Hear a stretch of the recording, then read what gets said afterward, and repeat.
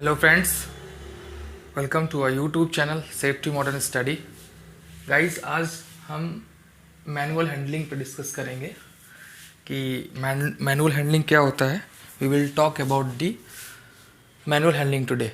तो ये पार्ट 1 है। पार्ट 1 में हम इसकी डिफिनीशन देखेंगे। दो प्रकार की डिफिनीशन यहाँ लिखी हुई है और उसके बाद में हम हैज़र्ड्स पे डिस्कस करेंगे और पार्ट 2 में हम प्रिकॉशंस के बारे में जानेंगे। तो फर्स्ट ऑफ ऑल पहले हम डिफिनीशन देख लेते हैं। सबसे पहले द ट्रांसपोर्टिंग और supporting of load by hand और body force bodily force and the process of lifting, carrying, stacking, storing material by the man is called manual handling। Guys, इसमें क्या होता है कि एक प्रकार का मैनुअल हैंडलिंग क्या होता है, एक प्रोसेस होता है, एक प्रक्रिया होती है जो हम लोड को लिफ्ट करते हैं मैनुअली। मतलब मनुष्य के द्वारा, इंसान के द्वारा, पर्सन के द्वारा। जो सपोज दैट कोई कार्डबोर्ड है या कोई भी चीज़ है, इलेक्ट्रिकल अप्लाइंसेस है, कूलर है, टीवी है, फ्रिज है, उसको एक स्थान से दूसरे स्थान पे ले जाना है। तो उस प्रोसेस में जो मैनुअली हम वर्क करते हैं, लिफ्टिंग करते हैं, कैरिंग करते हैं, एक दूसरे स्थान से दूसरे स्थान प्लेस पर, one place to another place पे ले जाते हैं।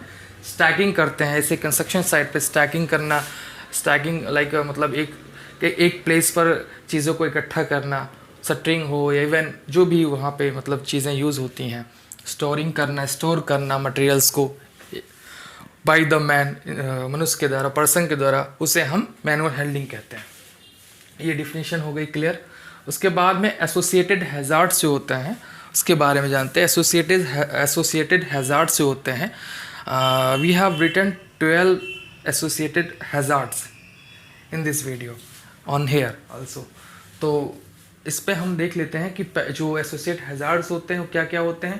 पहला होता है फॉलिंग ऑब्जेक्ट्स फ्रॉम हाइट। कोई भी चीज़ मैनुअल हैंडलिंग कर रहे हैं, ऊपर लेके जा रहे हैं, ऊंचाई पर लेके जा रहे हैं, वो चीज़ वहाँ से छूट कर किसी पर्सन के ऊपर गिर सकता है, तो वो एक हैज़ार्ड हो गया। जो लिफ्टिंग करने के दौरान, ये प्रोसेस कैरिंग करने के दौरान, ये प्रोसेस के दौरान जो है ये हैज़ार्ड्स क्रिएट हो सकता है, उत्पन्न हो सकता है। दूसरा है burn injury due to handling hot materials. कोई बहुत ज़्यादा मतलब हॉट मटेरियल हो, लाइक मतलब कोई वेल्डिंग हो रहा है, गैस कटिंग हो रहा है किसी कंपोनेंट्स पे, कोई इक्विपमेंट्स पे, तो वो अगर आप उसको पकड़ते हैं, हैंडलिंग करते हैं, कैरी करते हैं एक स्थान दूसरे स्थान पे प्लेस पे ले जाने के लिए, तो वो सिचुएशन में भी आप बर्न हो सकता है, आपकी फिंगर्स बर्न हो सकती है, आपके बॉडी का कोई पार्ट बर्न हो सकता है, जल सकता है, जिससे आपको परेशानी होगी, हार्म होगा, नुकसान होगा। तो ये एक दूसरा हो गया। तीसरा हमारा हो गया आई इंजरी। हमारी आँखों में प्रॉब्लम हो सकती है। कोई भी ऐसा चीज़ जो हम उसको सपोज दैट केमिकल लेके जा रहे हैं, अब केमिकल एसिड है, कुछ भी हो सकता है। केमिकल्स में बहुत सारी चीज़, पेस्टिसाइड्स होते हैं, पेस्टिसाइड्स हो गया आपका, केमिकल्स में पेंट हो गया, वार्निश हो गया, इसको भी हम कैरी करते हैं एक स्थान दूसरे स्थान ले जाने में। इस दौरान में अगर हाइट पे ले जा रहे हैं, ऊंचाई पे ले जा रहे हैं, तो वो चीज़ ले जाने के दौरान वहाँ से गिर सकता है, वो गिर के किसी और पर्सन को नीचे जो है उसके ऊपर वो वार्निश, वो पेंट, वो एसिड गिर सकता है, उसकी आइस ख़राब हो सकती है। तो ये एक हो गया आपका तीसरा। चौथा हो गया हैवी लिफ्टिंग। बहुत ज़्यादा वेटेड जो लिफ्ट करते हैं, अब आपकी कैपेसिटी है 10 किलो, 15 किलो उठाने की, 20 किलो, 25 किलो, आप उसको 50 किलो उसके अबव आप लोड करेंगे, तो हैवी लिफ्टिंग करना एक बहुत ही खतरनाक प्रोसेस है, जिससे हमें नुकसान, हानि, क्षति पहुंच सकती है। रिपीटेटिव टास्क, कोई चीज़ लगातार रिपीट करना, मतलब उसको बार बार वही चीज़ सेम करना, तो वो भी एक लाइक एक समान इस तरीके से बार बार आप एक स्थान से दूसरे स्थान पर रखेंगे, तो ये चीज़ जो आपको रिपीट करेगी, आपके इसमें स्पाइनल कॉर्ड में प्रॉब्लम हो सकती है। स्पाइनल डिस्क जो होती है वो आपकी हट सकती है, इससे बहुत तकलीफ, बहुत पेन होता है।